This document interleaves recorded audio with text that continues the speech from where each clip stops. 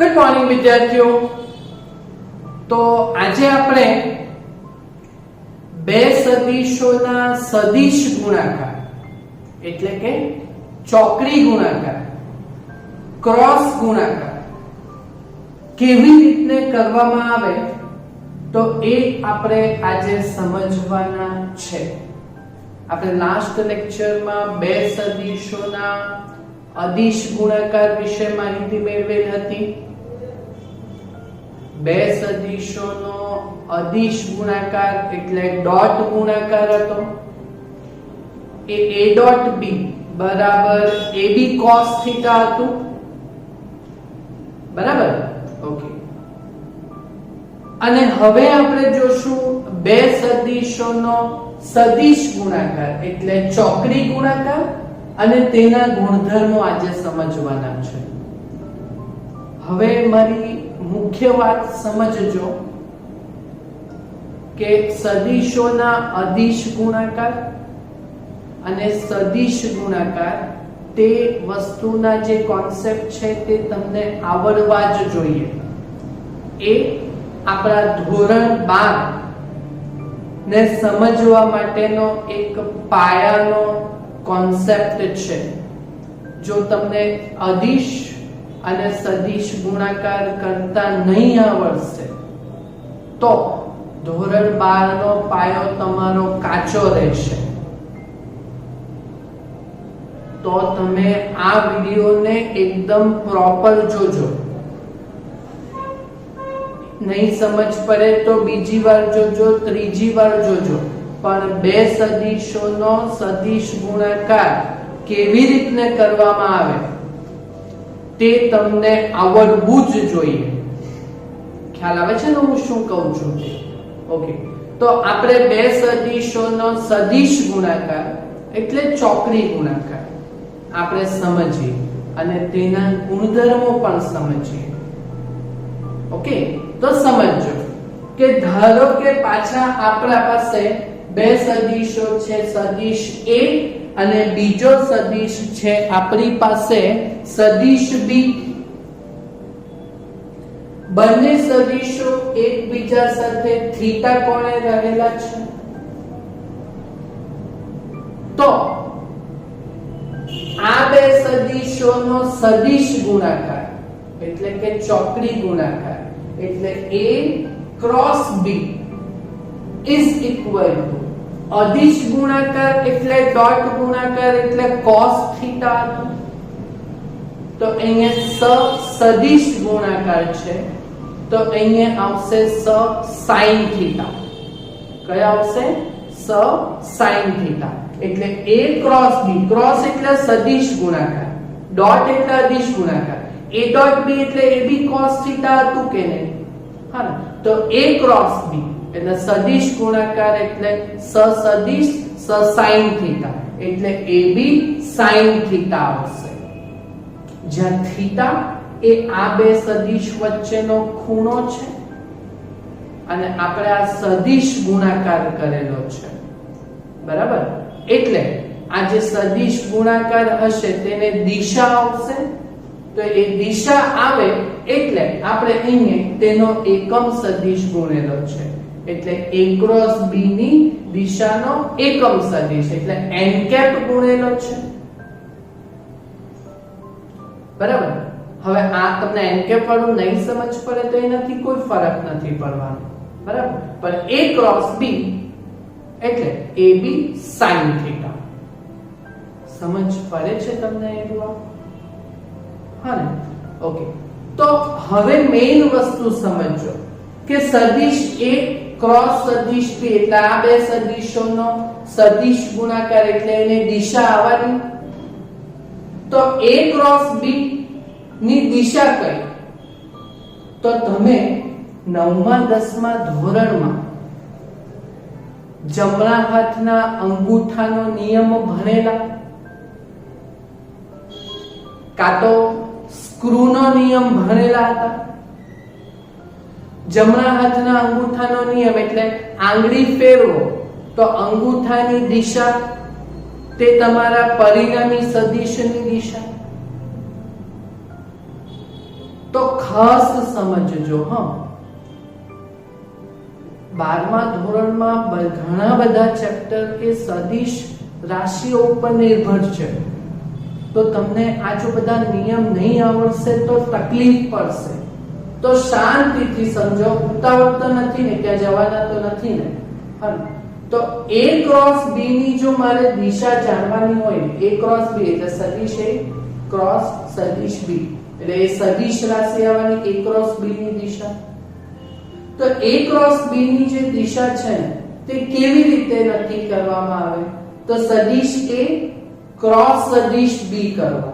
એટલે સદિશ A ને સદિશ B તરફ ફેરવવાનું. A ક્રોસ B ને એટલે સદિશ A ને ક્રોસ કરવાનું B તરફ. જો હવે મેં જમણા હાથથી આ વસ્તુ કરું, જમણા હાથથી જ કરવાનું છે, જમણા હાથના અંગૂઠાનો નિયમ. A ક્રોસ B ની દિશા જમણા હાથના અંગૂઠાના નિયમ અથવા સ્ક્રૂના નિયમથી જાણી શકાય છે. તમને આ બેમાંથી જે વસ્તુ સારી રીતે ખબર પડે એને એપ્લાય કરવા. બરાબર, બંને નિયમ સમજાવો. તો A ક્રોસ B એટલે આ A અને આ B, જમણા હાથથી A ને B તરફ ફેરવું એટલે આંગળીની દિશામાં A ક્રોસ B દેખાય છે. A ક્રોસ B આંગળીઓ A થી B તરફ વળે છે ને, વળે છે ને. સમજ પડે કે તમને A ક્રોસ B, A થી B તરફ આંગળીઓ વળે છે. તો અંગૂઠો કે બાજુ છે તે જોજો. અંદરની તરફ છે સમતલને લંબ, અંદરની તરફ છે સમતલને લંબ. બરાબર, એટલે આ અંગૂઠો તે A ક્રોસ B ની દિશા આપે. હા, તો આ આકૃતિ જે છે તેમાં A ક્રોસ B ની દિશા એ આ સમતલને લંબ અંદર તરફ આવતી છે. બરાબર, ખ્યાલ આવ્યો ને તમને? ખ્યાલ આવ્યો કે નહીં તમને? ધારો કે મેં આ સ્ક્રૂના નિયમથી જો તમારે સમજવાનું, તો તમને સ્ક્રૂ ફિટ કરવાનું, ઢીલું કરવાનું આવડે ને તમને? હા, ઓકે. તો ધારો કે હું અહીંયા સ્ક્રૂ લઈ લઉં વચ્ચે ને મારે A ક્રોસ B ની દિશા જાણવાની છે. એટલે A ક્રોસ B એટલે M. તો મારે સ્ક્રૂને M ફેરવવાનું, M ફેરવવાનું, M ફેરવવાનું. તો M ફેરવું તો આ સ્ક્રૂ M ફેરવું તો આ સ્ક્રૂ ફિટ થશે દિવાલમાં, એટલે દિવાલમાં અંદર જશે, અંદર. ખ્યાલ આવે છે ને તમને? ખ્યાલ આવે છે ને? ઓકે. તો A ક્રોસ B કરીશ તો આ સ્ક્રૂને હું M ફેરવું તો આ સ્ક્રૂ અંદર ફિટ થશે, એટલે સમતલને લંબ અંદરની તરફ આવશે. એટલે A ક્રોસ B ની દિશા એ સમતલને લંબ અંદર તરફ. અને જો મારે B ક્રોસ A ની દિશા જોઈતી હોય, B ક્રોસ A, તો B ક્રોસ A ની દિશા એના કરતા ઉલટી આવે. હા, પાછો જમણો હાથ B ક્રોસ A એટલે B ને A તરફ ક્રોસ કરવાનું, એટલે M થશે M B ક્રોસ A. તો અંગૂઠો જો સમતલને લંબ બહારની તરફ આવતો છે. બરાબર, આ તો સ્ક્રૂના નિયમથી B ક્રોસ A કરવાનું હોય તો B ક્રોસ A એટલે M ફેરવવાનું. જો M ફેરવું તો આ સ્ક્રૂ ઢીલું થાય એટલે સમતલને લંબ બહારની તરફ આવશે. ખ્યાલ આવે છે ને? આ બહુ ઇમ્પોર્ટન્ટ છે પણ બહુ મસ્ત મજાનું છે. ઇન્ટરેસ્ટ લેવા પડે તમારે. તો B ક્રોસ A ની દિશા સ્ક્રૂના નિયમથી કરું તો એમ કરું તો ઢીલું થાય, એટલે સમતલને લંબ બહારની તરફ આવશે કે નહીં સ્ક્રૂ. બરાબર, એટલે B ક્રોસ A ની દિશા સમતલને લંબ બહાર તરફ મળે, એટલે A ક્રોસ B અને B ક્રોસ A એમના મૂલ્યો તો સરખા જ મળે, પણ દિશા શું મળે? પરસ્પર વિરુદ્ધ. એટલે એનો પહેલો ગુણધર્મ A cross B is not equal to B cross A. મૂલ્ય સરખા આવે, માનાંક સરખો આવે, પણ A ક્રોસ B અને B ક્રોસ A ની દિશા સરખી નહીં આવે, પરસ્પર શું આવે? વિરુદ્ધ. એટલે A cross B is equal to minus of B cross A. ખ્યાલ આવ્યો? એટલે સદિશ ગુણાકાર એ ક્રમના નિયમનો, આ ક્રમનો નિયમ કહેવાય ને, એટલે ક્રમના નિયમનું પાલન કરતો નથી. ક્લિયર? આ સમજ પડી પહેલો ગુણધર્મ. બીજો, આ તો જૂથના વિભાજનનો નિયમ છે. A ક્રોસ B વત્તા C છે. તમારે આને છૂટું પાડવાનું હોય તો A ક્રોસ B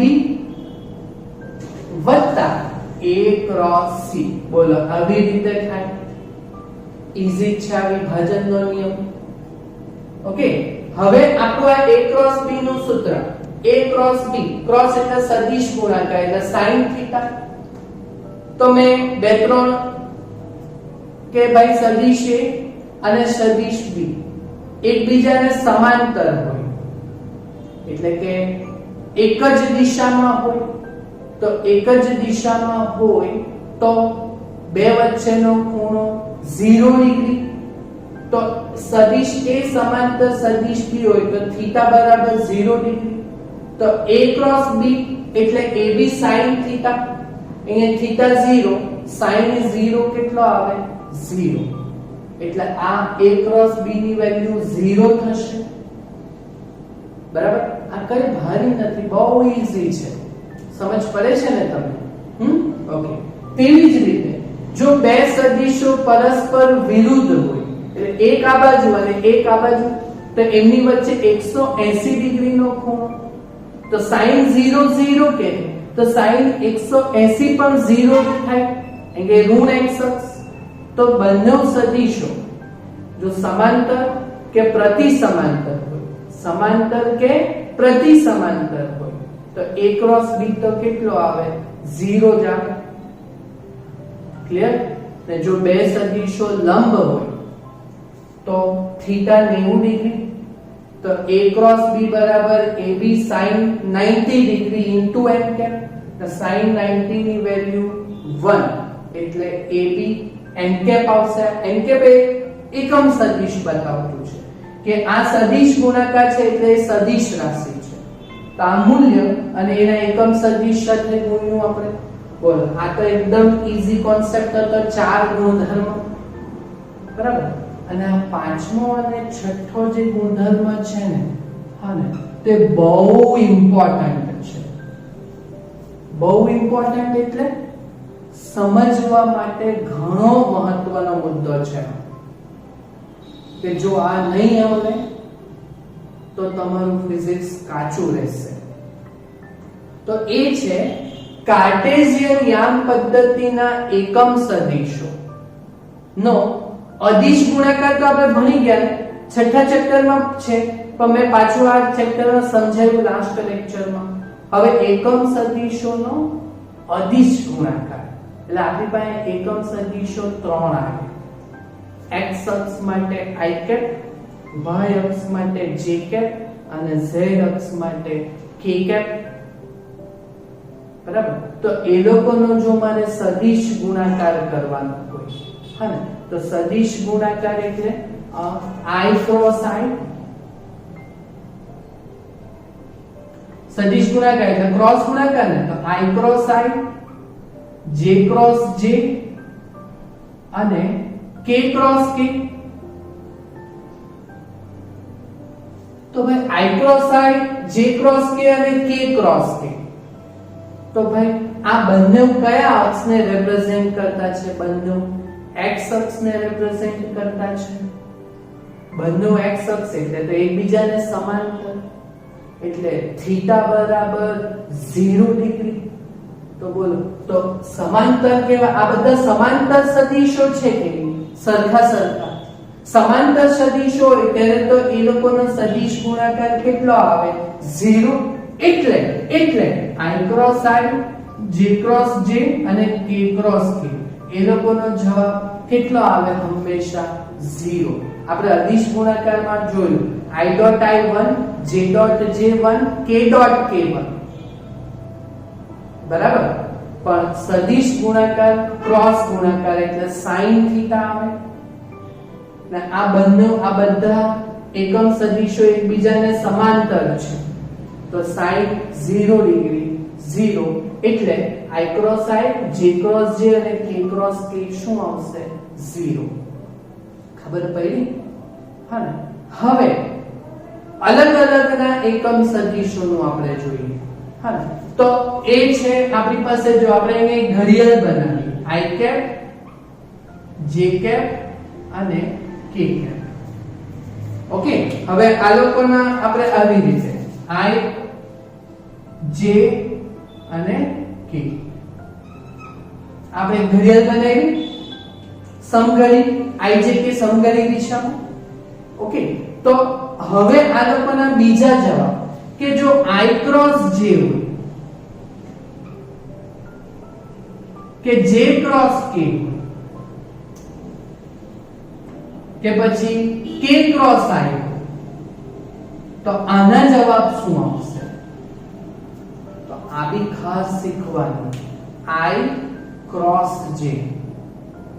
તો એ આના ઉપરથી નક્કી થાય. આ બહુ ઇમ્પોર્ટન્ટ, હા બહુ એટલે ઘણું ઘણું ઘણું important.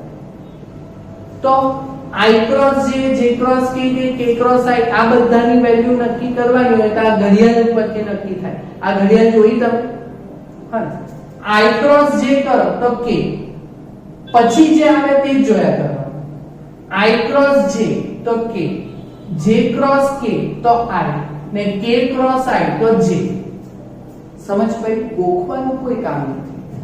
i cross j k, j cross k i ને k ક્રોસ i j, પછી જે આવે તે લેતા જવાનું. બરાબર? તો i cross j, i cross j સમઘડિત દિશા છે ને, i ક્રોસ j તો k, j ક્રોસ k તો i અને k ક્રોસ i તો j. બોલો, આ સમજ પડી ને? આ કેવી રીતને આવે ને, કેવી રીતના આ વસ્તુ આવે તો એ થોડુંક લાંબુ છે. જો આના ઉપરથી તમને આવડી તો ગયેલું છે, પણ કેવી રીતના આવે ને તો એ હું તમને ફિઝિકલ ક્લાસમાં જો તમે મને પૂછશો તો હું તમને એક્ઝેક્ટ 3 ડાયમેન્શન થી સમજાવીશ. પણ આ સમજ પડી? હવે આજુ આનું કોઈને ડીપમાં જવાનું હોય, તમારે કૂદકો નખાવાના જ હોય આખું ફિઝિક્સમાં, બરાબર? તો ફિઝિકલ ક્લાસમાં મને પૂછજો આ વસ્તુ, તો હું તમને એ પણ સમજાવીશ. પણ આ ઘડિયાળ પરથી આ વસ્તુ આવે તો આ સમઘડી દિશા છે. ધારો કે જો વિષમઘડી દિશામાં જઈએ તો વિષમઘડી દિશા એટલે આ એમ થઈ ગયા, તો વિષમઘડી એટલે ઘડિયાળની વિરુદ્ધ દિશામાં. કાંટા તો એમ ફરે ને, તો હવે આપણે એમ આવીએ તો i ક્રોસ k, પછી k ક્રોસ j અને j ક્રોસ i. ઓકે, તો આ મેં વિષમઘડી બતાવ્યું, વિષમઘડી. બરાબર? તો આમાં પણ આવી જ રીતે લખવાનું, પણ ઉલટું છે એટલે માઈનસમાં લખતા જવાનું. તો બોલજો i ક્રોસ k તો j ઘડિયાળની વિરુદ્ધ દિશામાં એટલે minus j cap, k cross j એટલે i પણ ઘડિયાળની વિરુદ્ધ દિશામાં વિષમઘડીમાં એટલે માઈનસ i, અને j ક્રોસ i એટલે આવે તો k પણ ઘડિયાળની વિરુદ્ધ દિશામાં એટલે માઈનસ. બોલો, આ સમજ પડી? સમઘડીમાં ધન અને વિષમઘડીમાં આપણે શું લીધું? ઋણ. ફરતા જ ગયા ક્રોસ ગુણાકારમાં. બરાબર? પણ i cross i, j cross j અને k ક્રોસ k 0 આવે. એનું રીઝન આ લોકો બધા એકબીજાને સમાંતર સદિશો છે. સમાંતર સદિશો શું છે? તો અહીંયા સદિશ ગુણાકારમાં sin થીટા આવે તો sin 0 0 થાય એટલે આ 0 છે. આ સમઘડી અને વિષમઘડીના કોન્સેપ્ટ ખબર પડી ગયા. ઓકે, હવે કાર્ટેશિયન પદ્ધતિના સદિશોનો સદિશ ગુણાકાર એટલે આપણે લાસ્ટ લેક્ચરની જેમ જ બે સદિશો, સદિશ A અને સદિશ B, ax bx, ax ay અને az, અને સદિશ B ના ઘટકો bx by અને bz એ લોકોને ijk માં મેં બતાવેલા છે.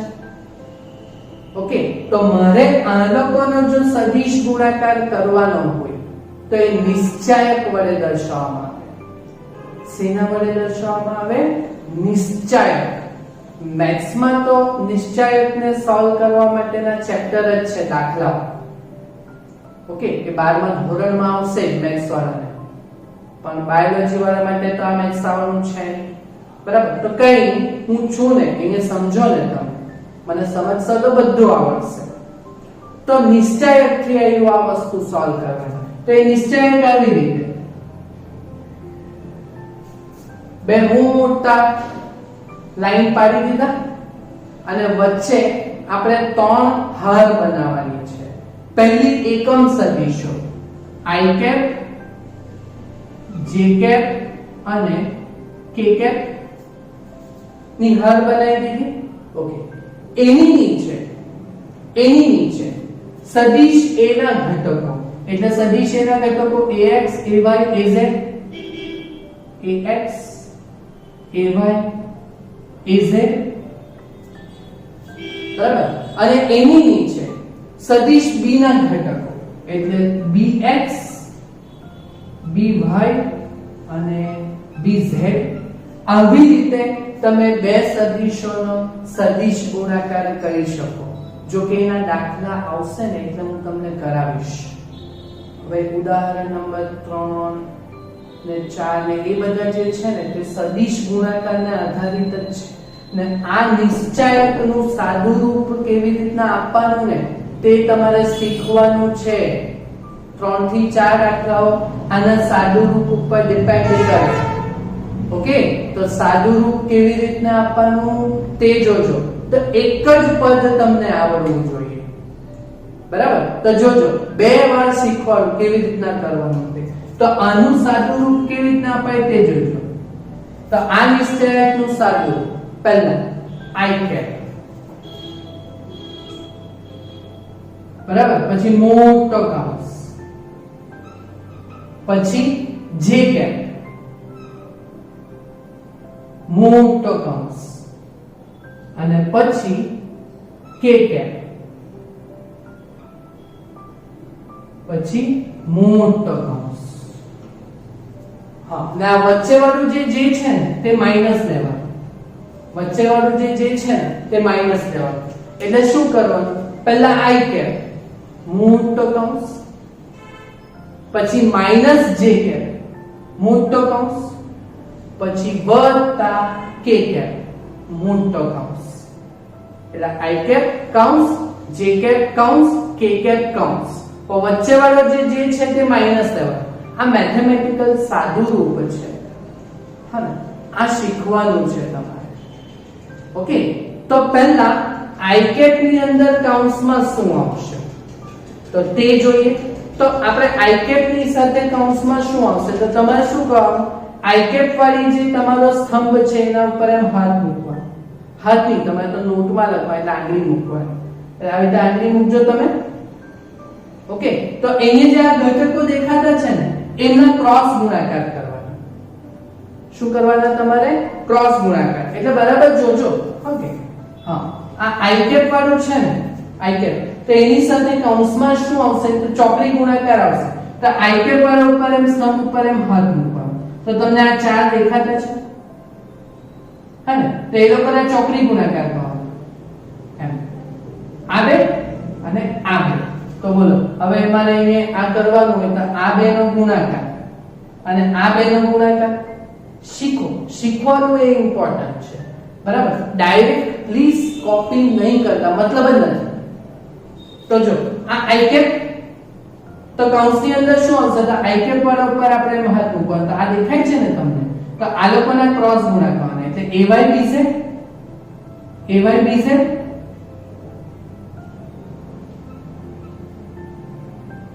હા ને, minus az by, minus az by, aybz minus az by. પછી ચાલો પેલા વચ્ચેના કૌંસમાં j કેપ માં શું આવશે તો આના જેમ જ પાછું વચ્ચેના કૌંસમાં એટલે અહીંયા તમારે આંગળી મૂકવાની. તો દેખાય છે ને 4? દેખાય છે ને 4? એટલે ax bz, ax bz, બરાબર. જે વાળું કૌંસ શું છે ને? હા, તો ax bz અને azbx minus azbx થયું આવ્યું ઓકે અને k કેપ વાળાના કૌંસમાં શું આવશે તો આ k કેપ વાળાનું જે સ્તંભ છે ત્યાં આપણે આંગળી મૂકી દેવાની ઓકે તો દેખાય છે ને આ ચાર તો આ લોકોને ચારનો ગુણાકાર એટલે axby minus હા axby minus aybx બોલો સમજ પડી આ કૌંસ નું આ સાદું રૂપ તમને ખબર પડી કે હા પાછું સમજાવી દઉં જો પાછું સમજવાનું બે વાર સમજો ને પછી તમે લખો તો જાતે લખો ને વેરીફાઈ કરજો કે સાચું લખ્યું કે નહીં બરાબર તો જો હા જરા ઘૂસાઈ ગયું છે હા ઓકે હવે શું કરવાનું પહેલા તો I કેપ પછી મોટો કૌંસ પછી વચ્ચે વાળું પછી જે કેપ પર માઈનસ લેવાનું માઈનસ જે કેપ મોટો કૌંસ ઓકે અને છેલ્લું કે કેપ એ પ્લસ માં જ આવશે વત્તા કે કેપ ઓકે ચાલો હવે સાદું પહેલા I કેપ ની અંદર કૌંસમાં કોણ આવશે તો I કેપ વાળા સ્તંભ ઉપર હાથ મૂકવો એટલે આ ચાર દેખાય છે ને એ લોકોને ક્રોસ ગુણાકાર aybz azby aybz minus aybz minus azby